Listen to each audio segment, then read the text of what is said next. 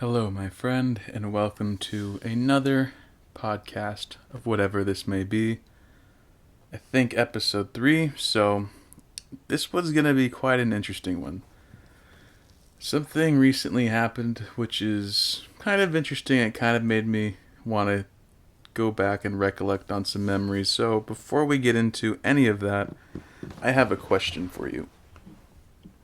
What is a scary situation you've been in, or what is something similar to what I'm about to say happened? So, just for some context, we'll just get right into it. About 3 weeks ago, 2 weeks ago, I think it was more 2 weeks ago, my girlfriend's parents' truck was stolen. And this thing is a huge truck. Like one of those ones on the freeway, like, damn, whoever drives that, those types of trucks. So it's very distinct, one of a kind, customized, and it was stolen 2 weeks ago out of their front yard while they were at their house. And we found out around 10 p.m. They called up my girlfriend and told her. And I know she was a little angsty because, it's a car, it's a truck, whatever you prefer to call it. It has its own unique memories tied to it, and she was a little kind of sad or upset about it because she would go to tournaments a lot with that truck and just had memories in there. Anyway, knowing that, I was like, hey, you want to go out? Or she asked that, one of us did, and it's like, yeah, let's go. So I really didn't want to because chances are we wouldn't find it, but I was like, you know what? Let's make this an adventure. Let's make it fun. Let's try seeing if we could find this truck somehow and then maybe track it, call the cops and say, hey, we found this truck. And by the way, we live in a fairly decent sized city and area with surrounding cities, towns, I guess, whatever you classify the size as. And the car was gone, or truck was gone for, I think, 5 hours at that point, 3 to 5 hours.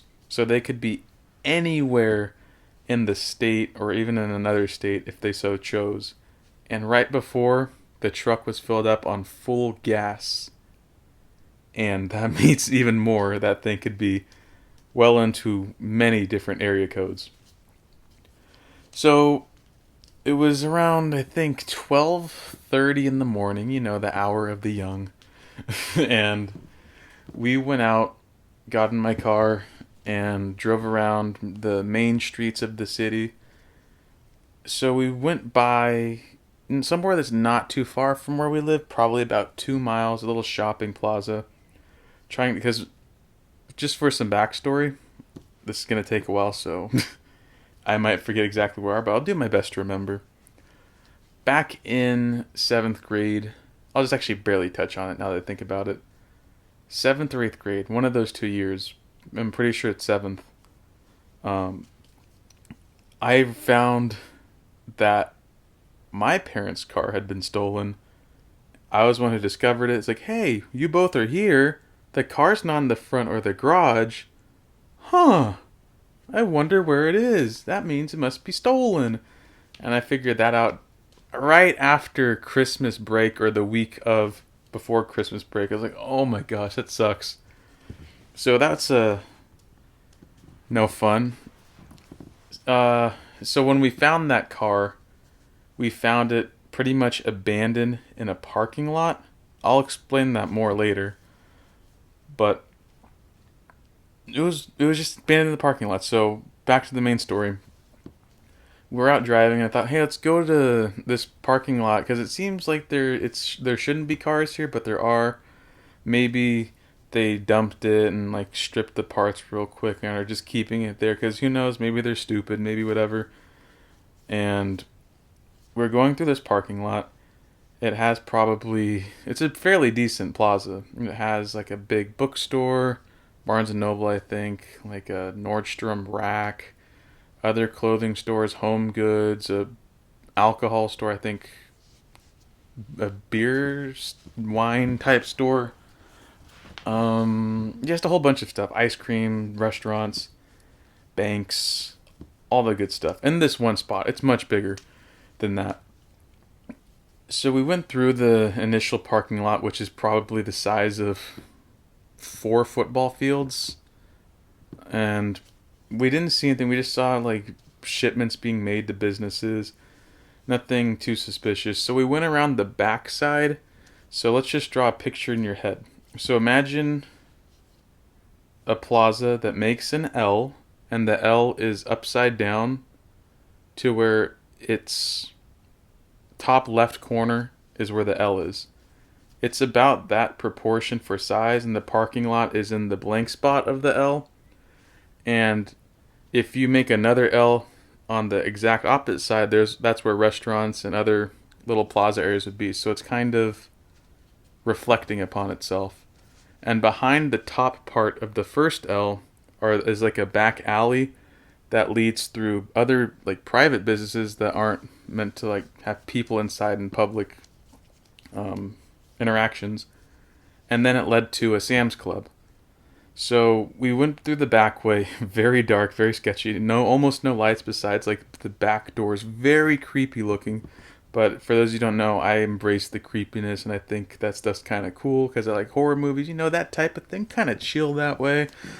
Anyway, we're going through there, just keep scanning our eyes, seeing maybe if there's a sign of the truck back there.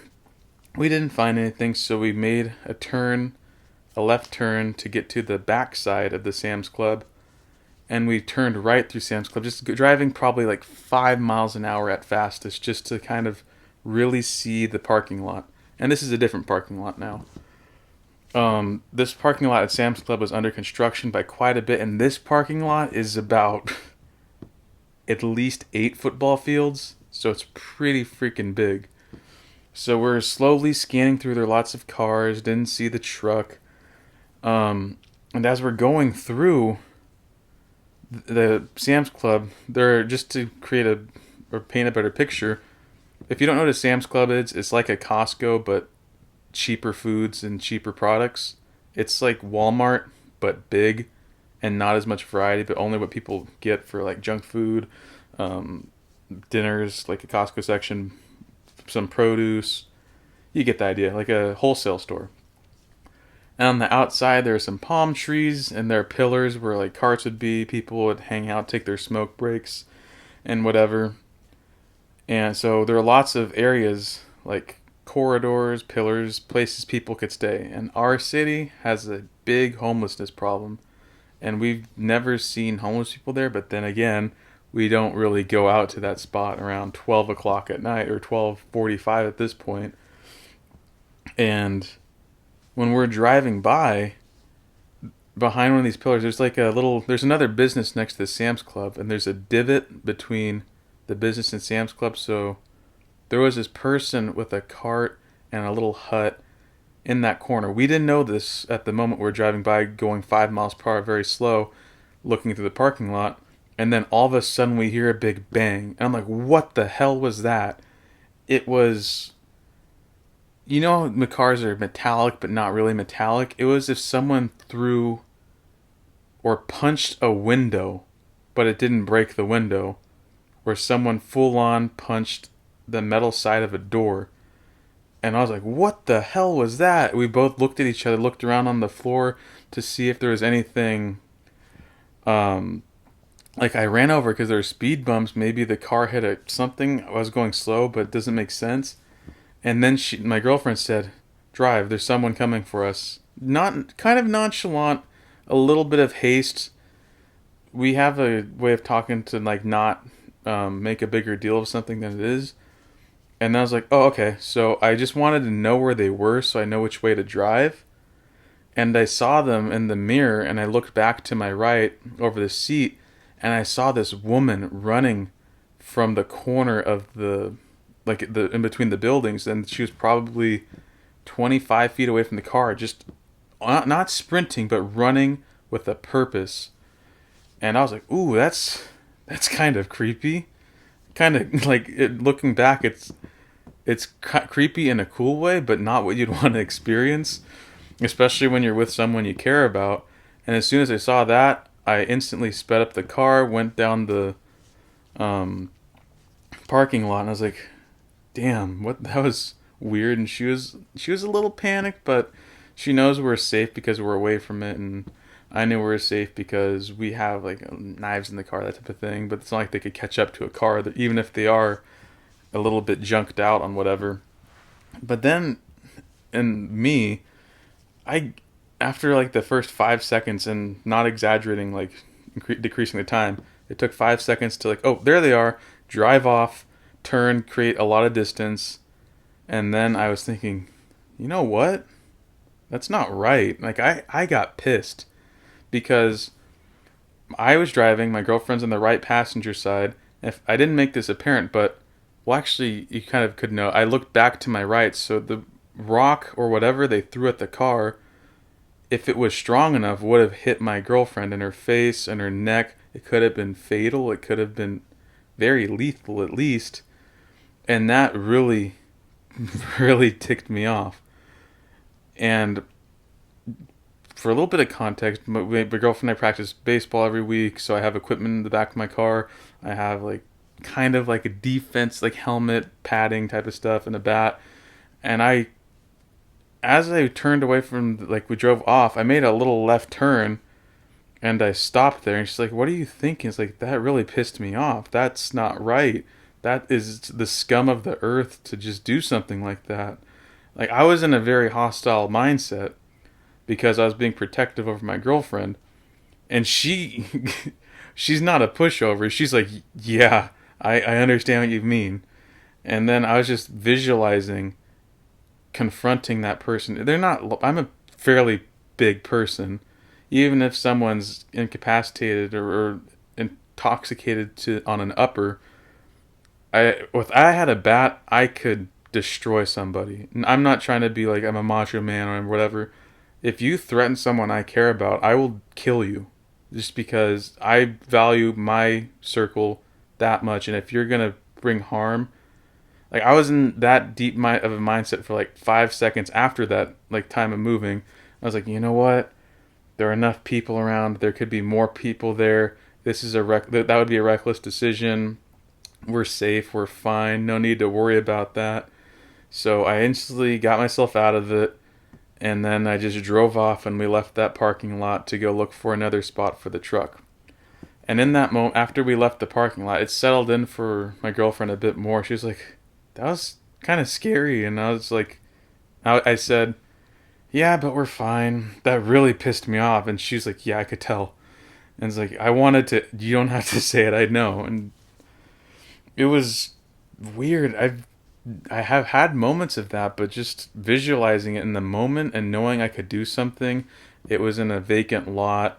There's just, like, in legality, probably wouldn't be particularly prosecuted, even though I did go back. I was weighing those options, like, you know what, that's a stupid decision. No point. They're probably so far out of their mind, they don't even remember what happened 10 seconds ago. They just probably think we're some hallucinogenic threat and whatever. And I got out of it after like 10 seconds of driving. We kept looking for the car, but it still bothered that situation happened. So that woke us up. We were pretty tired. We were about to go to sleep until we got the phone call. So we continued down the main street of our town, one of our main streets. And we went through every parking lot. And the further down south we go of our main street, the worse it gets. And we were in the better spot of the main street, and that situation happened. So that was in her head more than mine, because I knew, what are the chances of something like that happening twice in one night? Even if, because we don't do sketchy things, but we've been to sketchy areas to get like Lego sets of all things. And we just kept going down the main street, and we saw more and more homeless people out of their mind, people not doing right things, having transactions of the not good nature. Still looking for the car, and since it was late at night, not too many cars were on the road, so we drove extra slow, and just making sure to check every lot and crevice that we could throughout the street, there are so many, on the off chance. Did that, kept going down, and stupid enough, before we both left initially, I drank about 3 bottles of water. just because I was planning to just go to the restroom, like flush out dinner, that type of thing. So I didn't get a chance to pee before we leave, and I was like, we won't be gone that long. And that situation kind of re-woke me up, or re-woke us up. And she drank some water too. So we had to find a spot to go to the restroom, because I didn't want to give up. I didn't want to say, I gotta go pee. We gotta go back home. I don't want to, like, I didn't want to be that. I wanted to stay out because I know it'd give her a little more, it'd make her feel better, at least that she helped look for it as much as we did. And like, if the truck were never be found again, at least we did something in the early stages. So we went to this shopping outlet area that is infamous for vandals, like attacks. Like, it's in the pretty deep in the bad part of town. And remember, now it's like 12:55 at night, 1 in the morning around there. And we find the movie theater next to there. And we try going in just because, like, the restrooms and movies end late, sometimes like 2:30. And the doors were locked, and there were still cars in the parking lot. But then we're like, you know what? We just gotta go pee. So we ran to a bush that was probably 100 feet away from the building. And it's right off the freeway. And for those of you who live in, like, not the best towns, or know, like, where people tend to go who are homeless or drug addicts, they live near freeways. And it was fenced off, but we were in a spot where, like, this is very sketchy, but we just had to do what we have to do. And it's either be scared or just know that we can handle ourselves and just move on quick. So we both exhausted our bladders, and that was one of the longer pees I had, because I had to build. It was building. Usually when I have to pee, I just go right away at the house. But driving down one of our main streets for as long as we did really built it up, and especially thought, when you have to pee, when you know you're close, your bladder relaxes more, and it's harder to hold it. But when you think you're like 15 minutes away from home, it's much easier to hold. That's my usual mentality. But once we got to the theater, I was like, finally, a spot to pee. And then I relaxed, and I knew I shouldn't have done that. So we finished peeing, and as we're walking back, we noticed a security car coming to us. Like, what are these people doing? They're suspicious. And we're just casually just walking back to the car as if nothing happened. Then we left, went further down the main street, and this is like you see people like prostitution, drugs, all that stuff before, but then once you pass this specific street, it becomes a one-way, and on that one-way, there are not communities, but groups, like huts, not just like one hut, like a hut of huts. So like maybe 6 huts of people zapped out of their mind or trying to get that way, hostile, lots of not good things. And we're still driving slow, looking for the car. The point where we passed the adult theaters, not good areas. And we went into downtown, and downtown, it's very iffy. Like, it could either be, it looks safe, or it's either a spot where it could be a nightmare. Kept going, exploring, didn't find anything. We just saw lots of the usuals, like what I was just saying.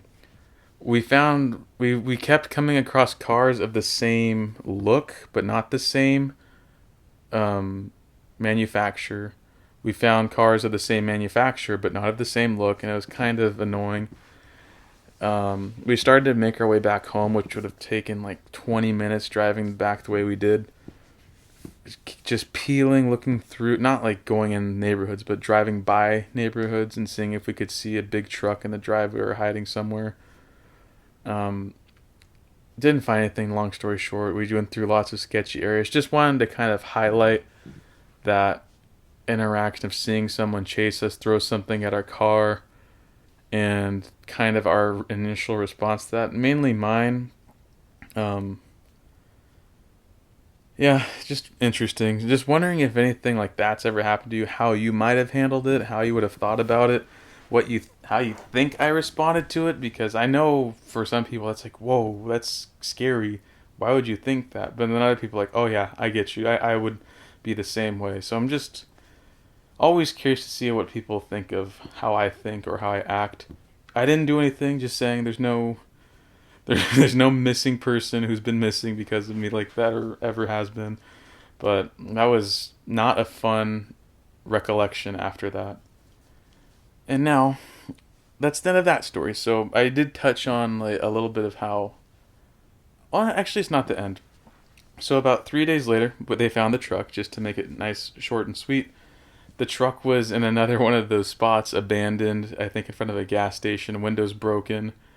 Um, Stereos taken from behind the seats, but not the main stereo. It's like very weird what they stole and didn't steal. Because if someone steals a car, they're gonna rip apart the stereo, maybe parts of the steering wheel, the rims, the wheels, like lots of other things before checking under the back seat for speakers. Yeah, it's very unusual, and this is really stupid. But the truck was stolen because, well, a big reason is probably scouted out. But my girlfriend's dad is one of those types of people that leaves their keys or leaves their car unlocked, but he left the keys in the car unlocked. And how stupid is that? And she was there that night or day before the car was stolen. The day the car was stolen, and she said she had to get something from the truck, and she asked him, "Do you want me to lock the car? Because you should lock the car." He's like, "No, I got it. It's okay." Then car got stolen. Just stupidity, and everyone in the fan, all of us know it. And he's just more like, whatever. So it was found, a little strip within the week. I knew it would be found because it's such a distinct car. Highway patrol, and they're scanning. It's gonna come up. Glad that was resolved. They have the truck still. They're just needing to repair insurance. All that stuff's covered. So there was a good resolution there. So now I could go back to the initial story I was going to say of how, or not the initial, that was the initial story. Just a follow-up story of when I was in 7th grade. During Christmas break, I noticed my parents' car got stolen. So this one was a little bit of a different story. It's similar, but very interesting. For some people, it'd be traumatic. For me, it was more like, whoa, that was something. So, as I said, end of Christmas break. Sorry, eat some water real quick.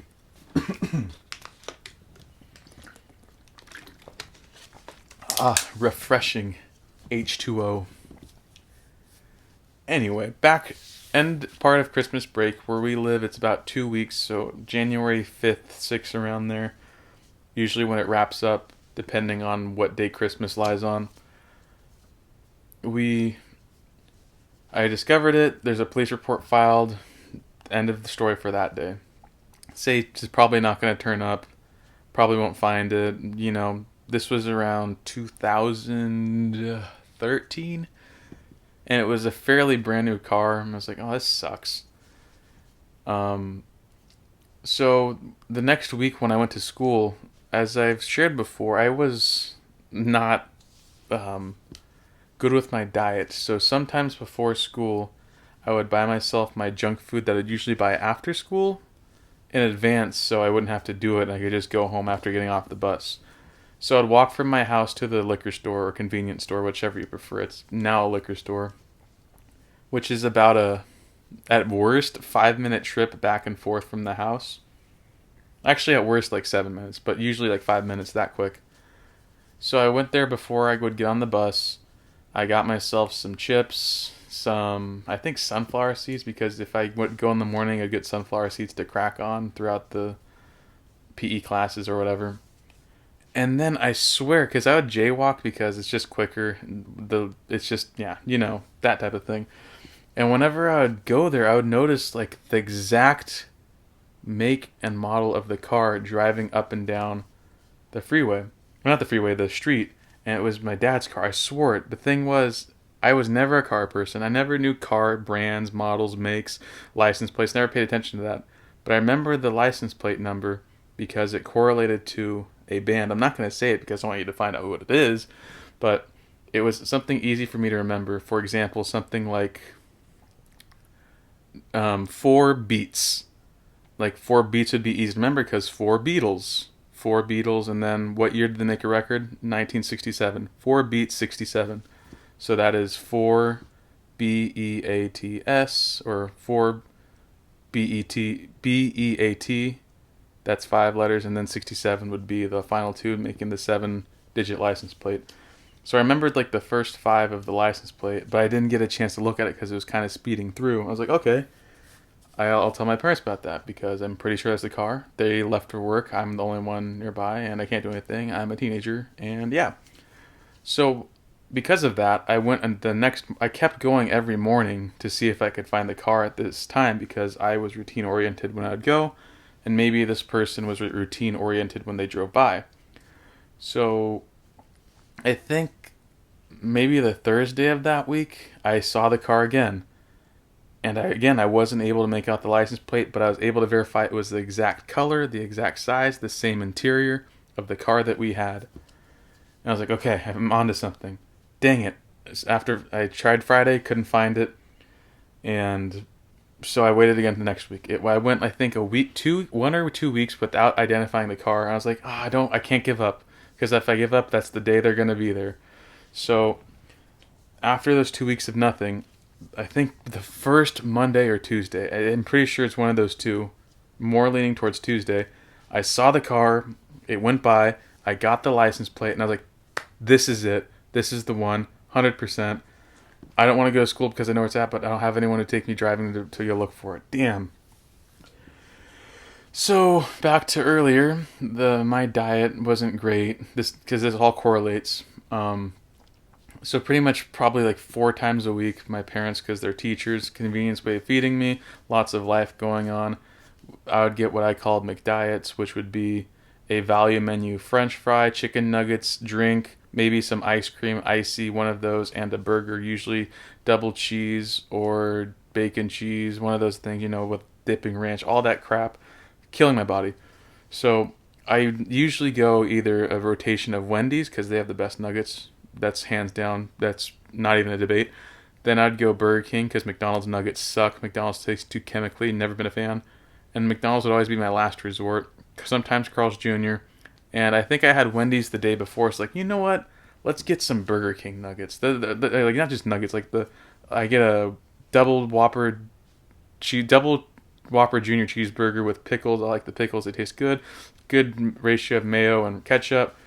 And the chicken nuggets were pretty good. The ranch were the carrier, but 99¢, I think, 6-piece nuggets with, I think they're maybe 78¢for 5-piece. I know it was a really good ratio because I'm a little bit of a a nerd with money.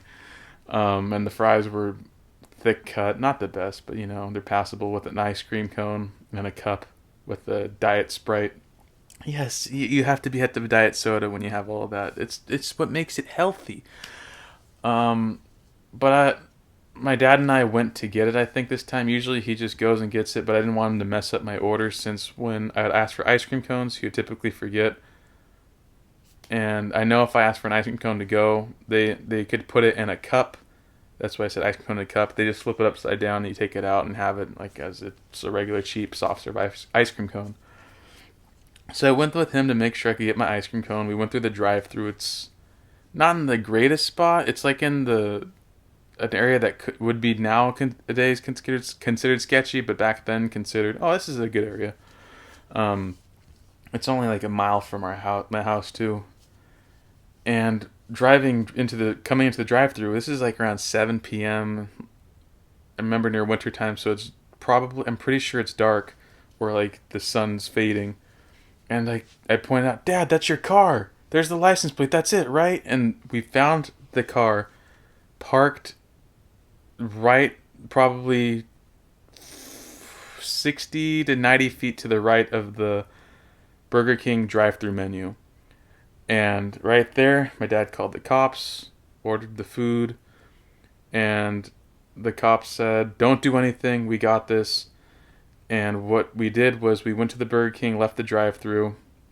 Again, the drive-thru is in the shape of an L, so turn the L, make an L with your right hand, and turn it to 90 degrees to the left. And the drive-thru sign was where your thumb would be, and the windows where your index finger starts and ends. So we left where the drive-thru at the end of your index finger, went right, and pretty much parked across the drive-thru windows about 60, 90 feet again, because it's kind of adjacent with the parking lot.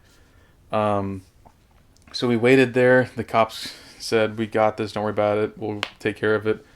And we just sat there for 30 minutes or so, 30, 40 minutes. I ate my food, thought nothing was going to happen. So, like, we're about to go home. But we noticed a cop car pull up across Burger King where there's a Wendy's.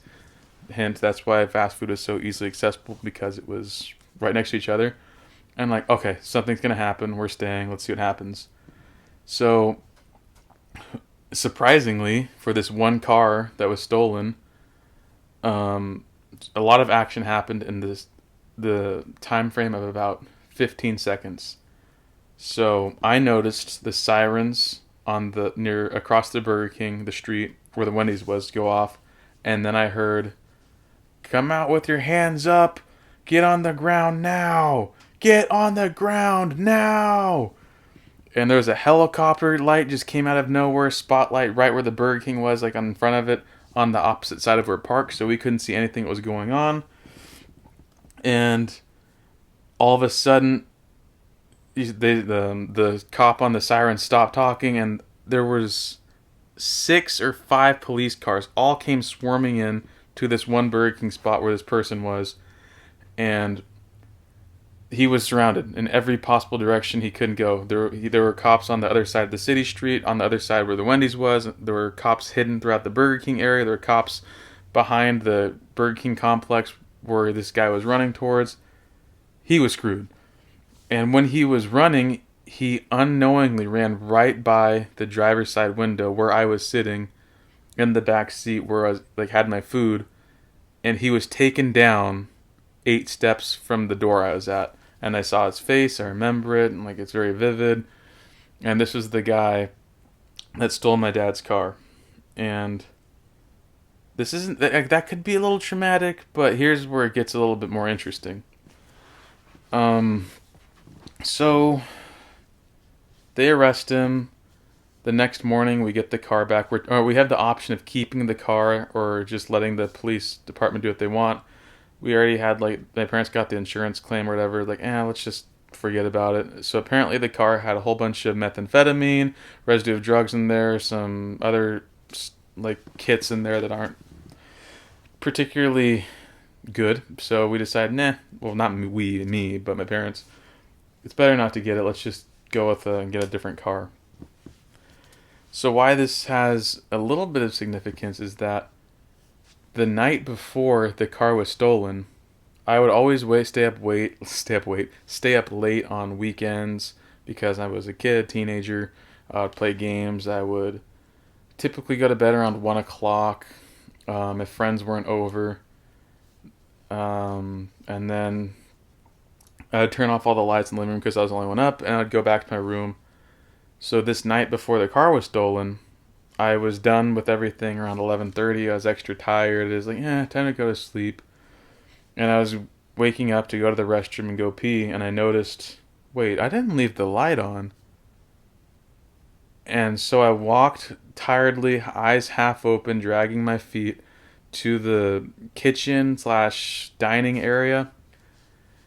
And I just looked around, and I turned off the light, walked back, and that was the moment he stole the car. Like, he was around the corner where my hand turned off that light, because before then, apparently, this was like only half hour before I left. The man came inside the house. He was considered a professional burglar or cat thief, whatever, I forget what it's called.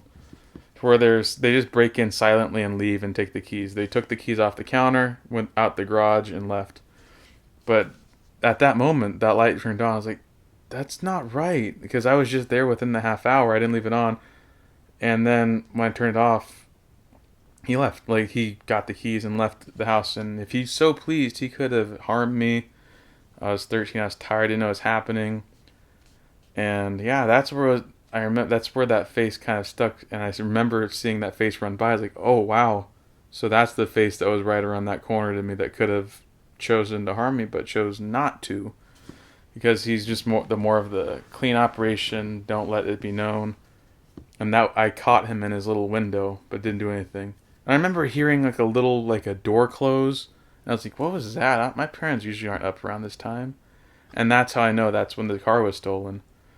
Didn't hear it go off because it wasn't a loud car, but yeah, pretty, a little eerie, but nothing to bring trauma about. Just reminded me of that situation. So if you have any stories like that, let me know what you think about this. Just very interesting all around, in my opinion, anyway. Alright, so back to a little bit of Sketch City, I like to call where I live. Might as well make this a story time um, video, audio thing, podcast, whatever. So, I said this main street was is full of characters of the unpleasant kind. And back during the pandemic, my girlfriend and I wanted to make money while going through college and didn't want to have an hour job and where we had to be stuck somewhere. So we picked up this app called Postmates, which now is, I believe, bought by Uber or something else. And within the first few Postmates, it was fairly new. Didn't know what was going on, and we just took an order, not knowing where it would take us next. So I took an order for a McDonald's, and it was like usually you could tell the order's sketchy if it's like very simplistic. Like, let's just say like a cheeseburger, because there are a lot of ways people scam, and like you've heard most likely Uber Eats, Postmate, the DoorDash horror stories. So my girlfriend and I were doing this together one day, just because it was one night. It was late at night. McDonald's open 24/7. Hey, it's $8. Yeah, not worth $8 to go to McDonald's 24 hours. It's quick. It's 2 double cheeseburgers, and that's it. I'm pretty sure. Something like no fry, no drink, just something to that effect. So we left the house, got the food, drove to this place, and this place, we didn't know where it was at, but it was smack dab in the middle of what in Breaking Bad would be considered like the Crystal Palace area, or what you would think that would be. It was Gang City, and here I was in a bright ass blue shirt in a area where red is the dominant color, or blue sweatshirt I should say, holding McDonald's, seeing groups of men with bandanas hanging out, shaved heads, tattoos, different ethnicity groups segregated in this parking lot.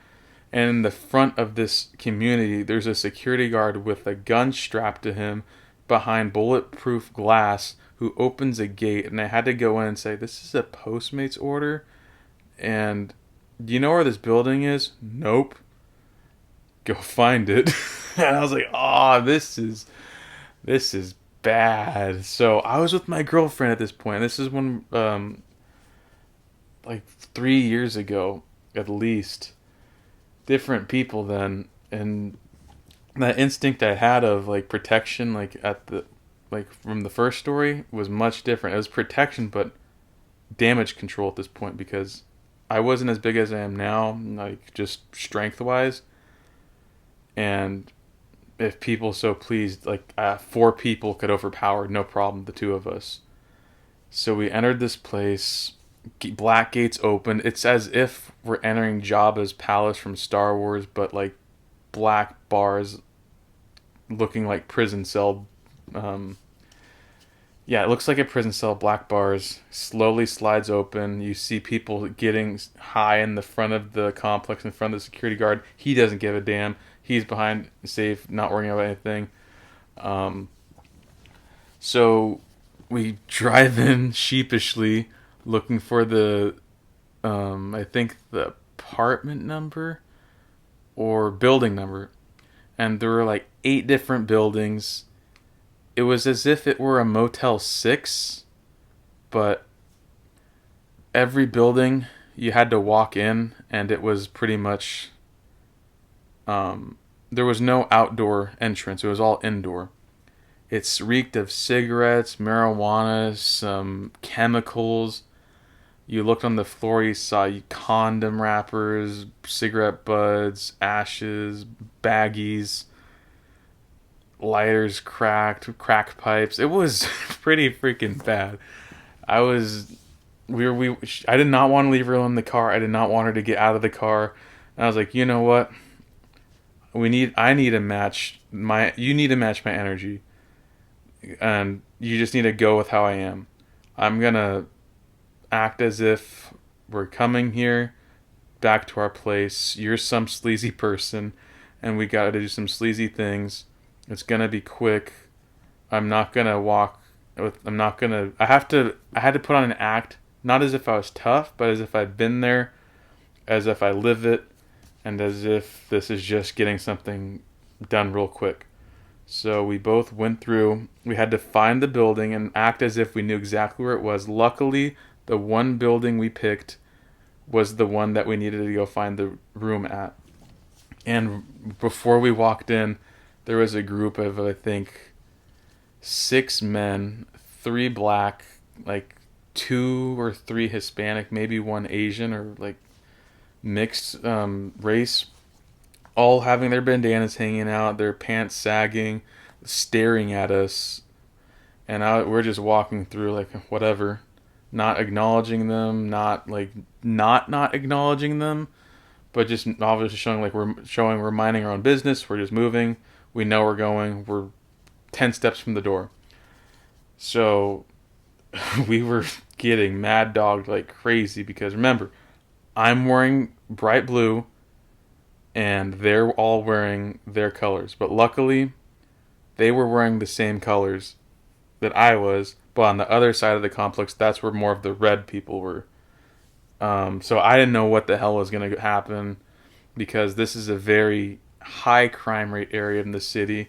Like, you know, when you get a statistic of like, oh, this city's this bad. And you're like, no way my city's that bad.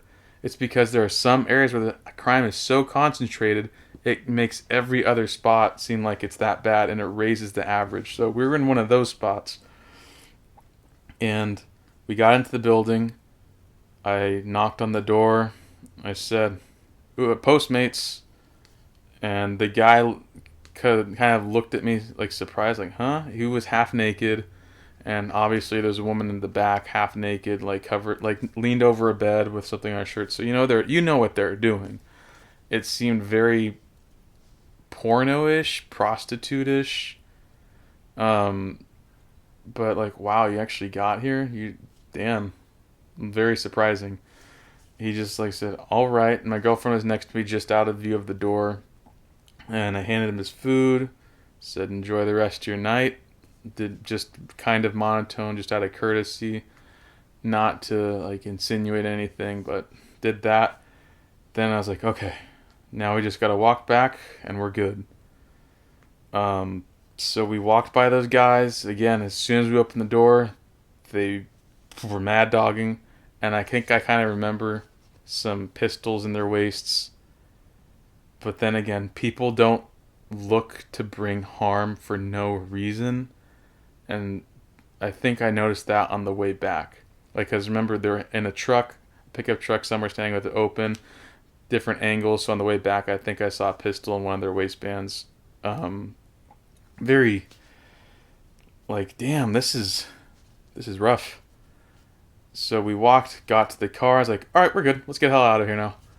So backed the car out, got to the gates. Saw more people going. It's as if the guys who were there in the truck started like walking towards where we were driving. I was like, oh no. The security guard had the gate closed, and I had to like call in and say, oh, Postmates, we're done. And he opened up the gate, and those gates felt like they opened up so slowly. And it just seemed like everything behind us, the people were coming and pushing forward. And from that day on, whenever I wear my blue sweatshirt, I tried not to.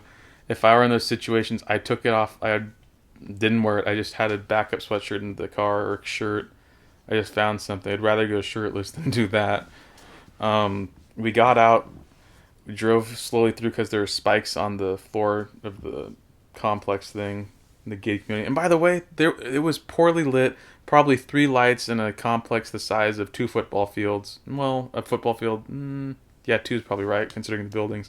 Couldn't see much, but As soon as we got out, the security guard looked at us, nodded, and we were like, yeah, we had our eyes a little wide and nodded back, drove off.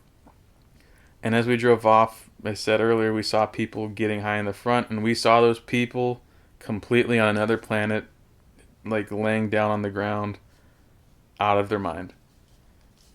And from that point forward, we decided, yep, we are not taking any orders from McDonald's anymore.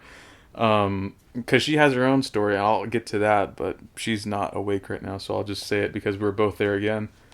And I'll get to that next, but we are not passing this street for any circumstance, especially after 7 p.m. or 6 p.m. And we're just not going to do that. Like, there's no reason, unless it's really high, but even then, I don't think it's worth the $20. That's like a lot at the time. So, another McDonald's story, similar situation. So, if you remember the first story, we drove deep down into near downtown. Well, in this story, there's the downtown, there's a McDonald's where there's a whole, like, so it's a one-way street. Picture that. Now, picture on that one-way street, there's an intersection with a light. And in that light, you could make a left turn, but it makes a long U to go back the other way on the street.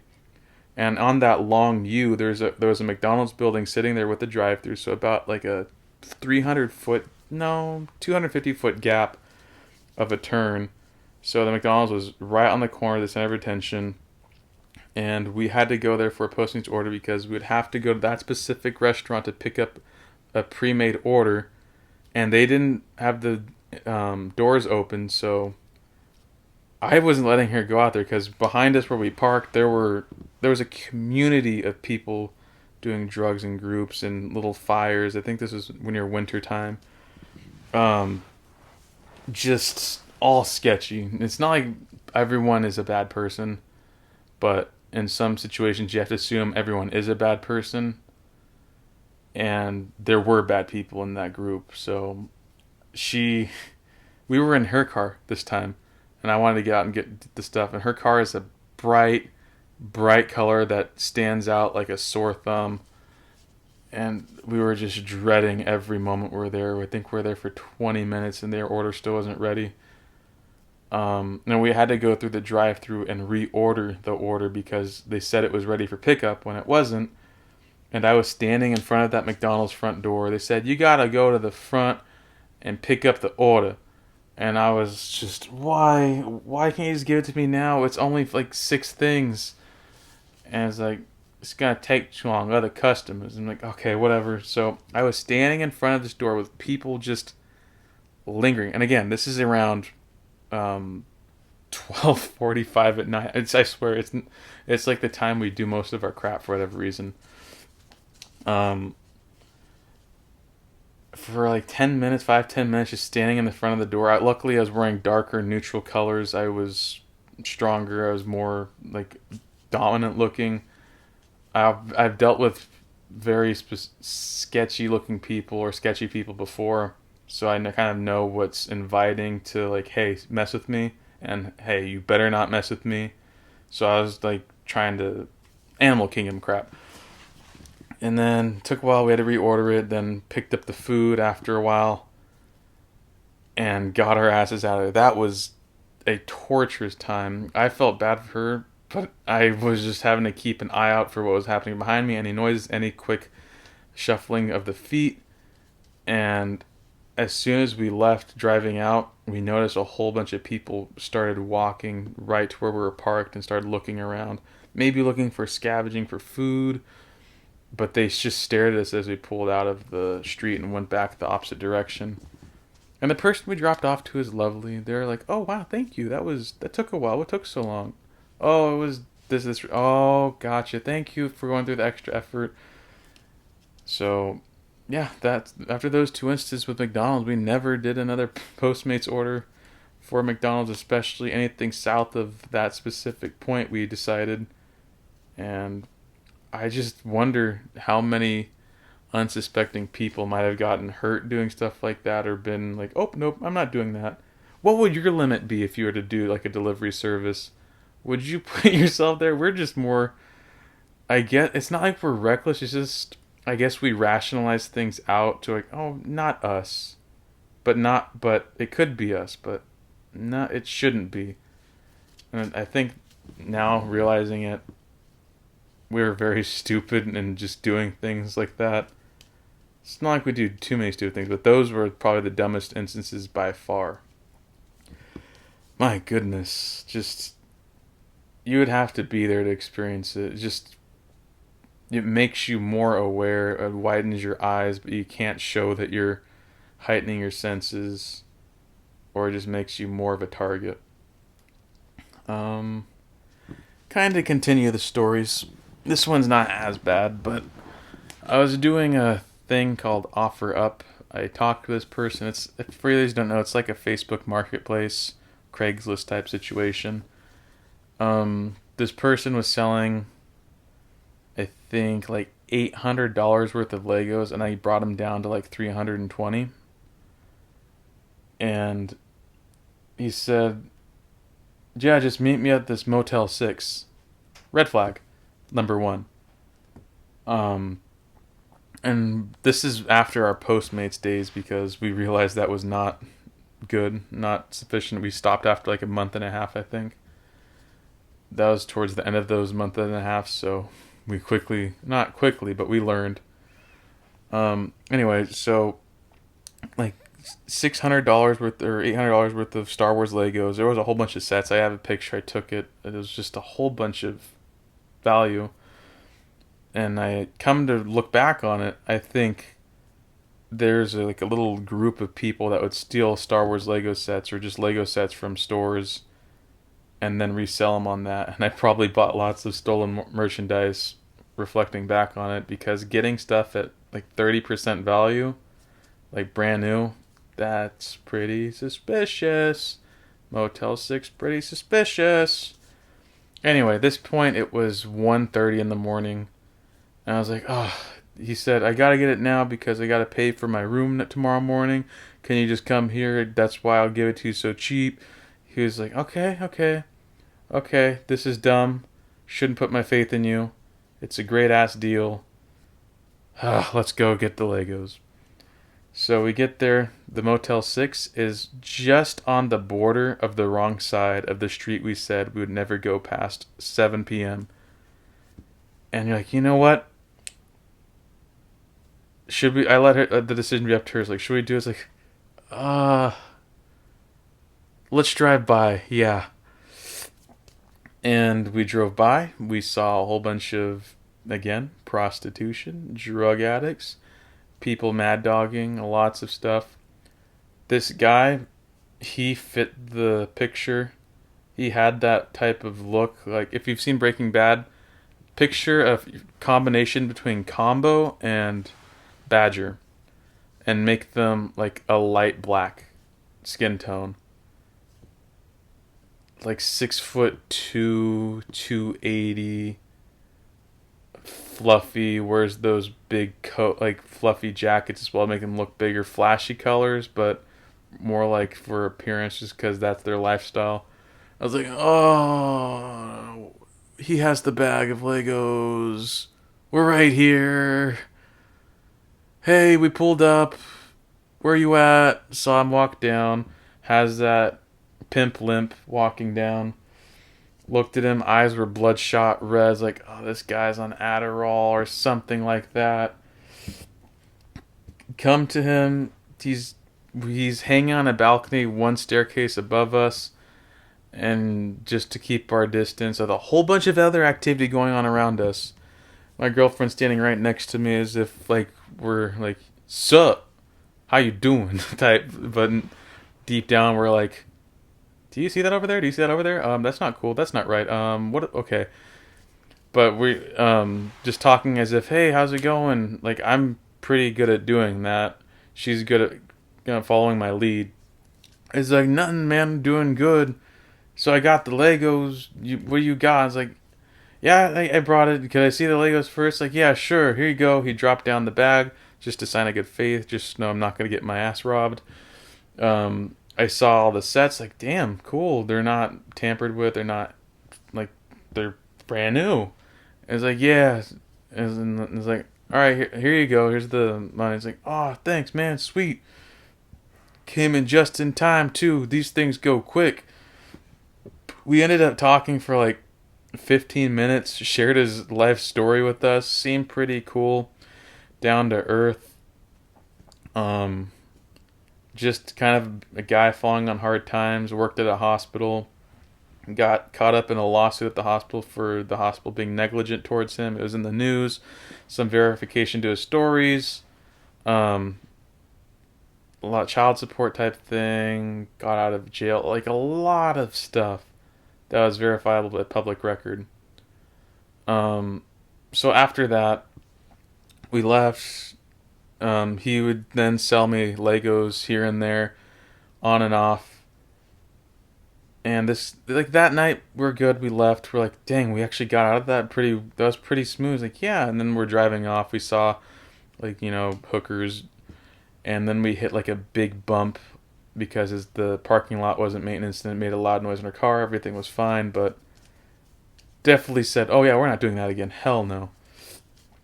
Um, but I'd meet up with this guy at other places. We'd pick up other Legos. Probably bought $1,500 worth of Legos from him for like $500. And Christmas gifts too. So probably like $2,500 worth of Legos for $800, I think. So pretty good return. Hindsight, they're probably stolen. But here's where the story gets a little bit tricky. So this one day, we were going to, or I was looking for Christmas gifts, and it was this Lego space shuttle that usually goes for like $200, I think. A Star Wars set, I think, like Dagobah, Yoda's hut, something like that. And one more thing for,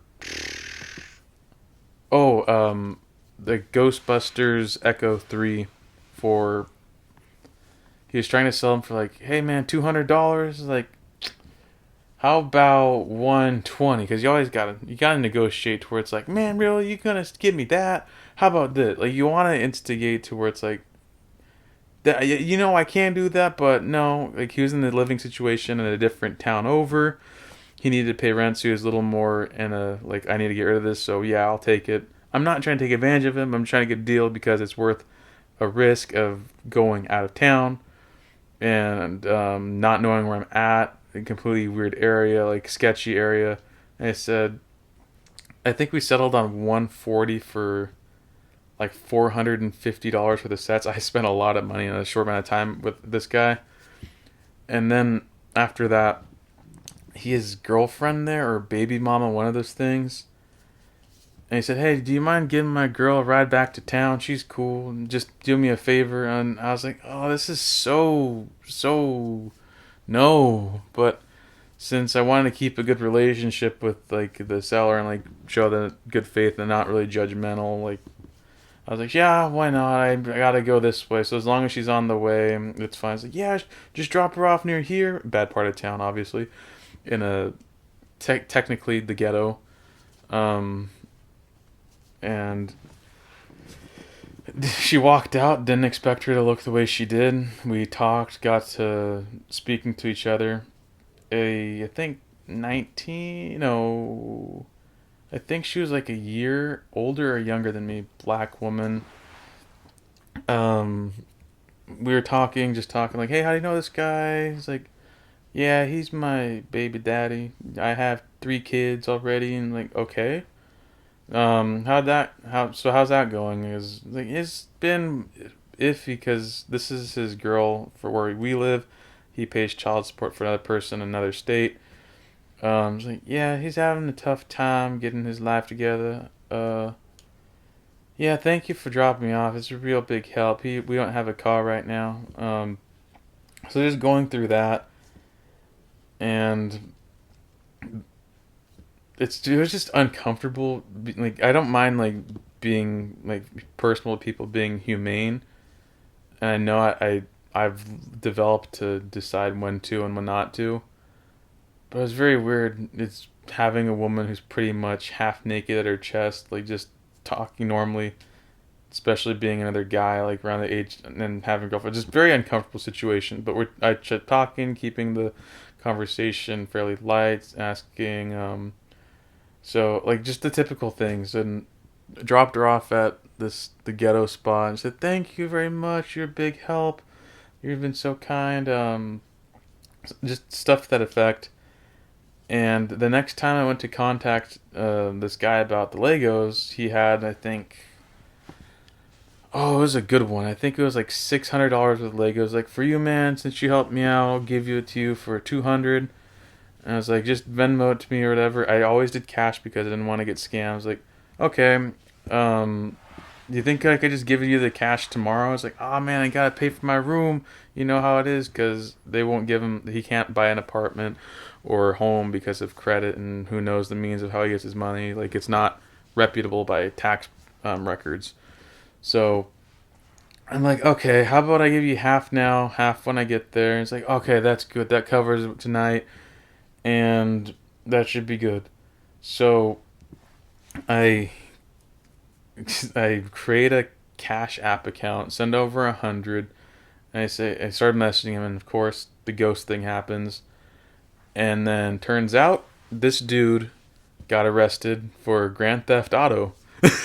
Not joking, not making this up, on his way to a casino, and he was going, I think, like 140 in the car or something down the freeway, got pulled over, tried fleeing, crashed, intoxicated, went to jail, locked up. I don't know if he's still locked up, but so he's somewhere.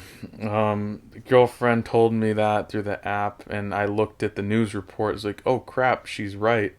And I asked, hey, can I still get the Legos? Like, yeah, sure, come over, I'll give them to you.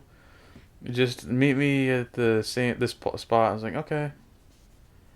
Um, then she lied, did all this other stuff, and then just pretty much came down the story. I got scammed $1,000, and just being very crummy people. And it's like, you know what? I got scammed out of 100.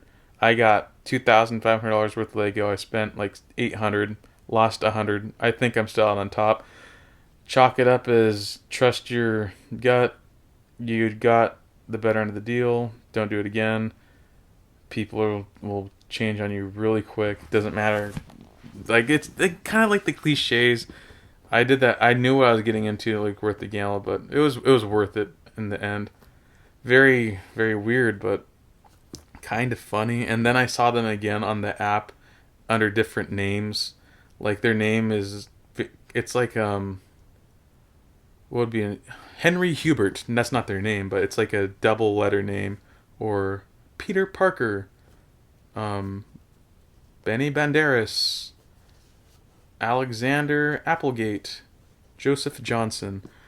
And then they would have different aliases from the app under different names, trying to sell Legos. Like, ooh, that's not good. Be careful of that guy. They scam, and they're always in the sketchiest spots. So I just stopped buying Legos from there. And I just haven't really done anything since with that. Very, very sketchy. I just thought those would be some fun stories to share. Let's see if I could think of anything else before we wrap this up. Let me know what you think of this, by the way. Tell me how dumb I am, how naive, how much of a idiot, risk taker, unnecessary, all this dumb stuff. Let me know, because these are pretty wacky. Let's see. Give me a moment here. So, car stolen, Postmates deliveries, Lego orders. What else? I think that might be it. Yeah, I have other stories, but they don't tie together like they do in this one. Yeah, the other ones are just, I guess, more personal. But last thing I'll touch on is that just tonight, there's been a lot of stuff going on with my family that's been quite strenuous on the body and mind. So I had to go to my sister's to talk to her, just to touch family stuff. And afterwards, my girlfriend and I were driving, and she mentioned, "Hey, you know this hospital here? Apparently, there used to be an insane asylum under this parking garage, and there are stories of reports, recordings of people screaming and having it like around." I was like, that is terrifyingly awesome. And that hospital she mentioned is the hospital I was born at. And I was like, you know what? We're on our way back home. The hospital's on the way back home. You shouldn't have told me that because we're going to go in this parking garage. And I thought that was a very eerie, interesting little tidbit of history. I haven't verified it. I'm going to. Um, this is all just this last night when I'm recording this, so I wanted to learn more about that. And then again, she brought up another hospital, an abandoned hospital that's near a spot where I play baseball games. That there is a story that that abandoned hospital still has dead bodies inside in the mortuary. And this hospital, if you look at it, looks like everyone just picked up and left, and it's been like that for like 10 years. And I was like, that doesn't seem right. But with the way the city is, that is actually very possible. And I joked with her, well, looks like I know where we're going next. um, so I've always wanted to do that stuff like ghost adventures or like paranormal hunting, not like just for the finding ghosts, but I like being in spots that were connected with heavy emotions, typically negative, because you kind of get that spine tingling chill of eeriness of like, oh, this is where people were miserable and they lost their chance at having a real life. Like, very dark stuff. Yeah, this has been I guess, a little bit of a darker episode, but not everything's bright and boisterous. We have another spot like that that's kind of actually well known nationwide. I don't want to say it so you don't know where I'm at. Actually, does this connect to another story that I could recall? Let's see. Nah. Yeah, no. Yeah, I think that's it for this one. I'd like to give like at once I'm comfortable letting you all know where I'm at. It would be fun kind of sharing that history because this place I live has quite the history, and that stuff like that. That's what I find truly disturbing, is like asylums. But whatever reason, I guess it sounds so gay. I gravitate towards like darkness. That's so dumb. But I just like the darker tones in life. Because as I grew up, I always I grew up watching zombie movies, blood, people getting their guts ripped out, screaming, like all this macabre stuff. And I was like, you know what? Whatever. I still enjoyed my SpongeBob on the side and my Fairly Odd Parents, Jimmy Neutron, Courage the Cowardly Dog, even though that kind of added to it. But yeah, pretty eerie, pretty neat. And that's it for this one. So I hope you enjoyed. It was very fun. Love to hear your thoughts as always. Much different, but I've been wanting to do this one for a while, and I enjoyed the crap out of it. And I hope you did too. So with all of that being said, my friend, hope you enjoyed. Until the next one, whenever that may be, please keep staying awesome, and talk to you then.